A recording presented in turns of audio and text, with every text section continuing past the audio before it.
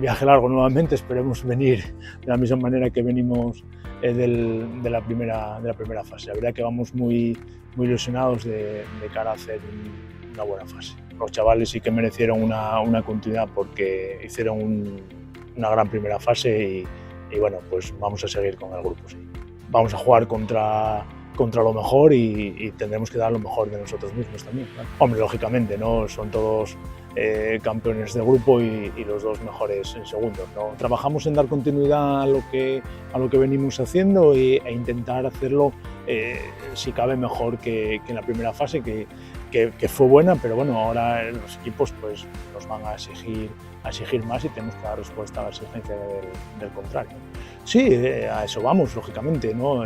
Y para eso estamos, ¿no? Yo a los chavales ya les dije que íbamos con la intención de pasar a la fase final y en eso trabajamos y en eso vamos a estar. No entendemos esto de otra manera que hacer un buen papel y bueno, nada, y clasificarnos, vamos.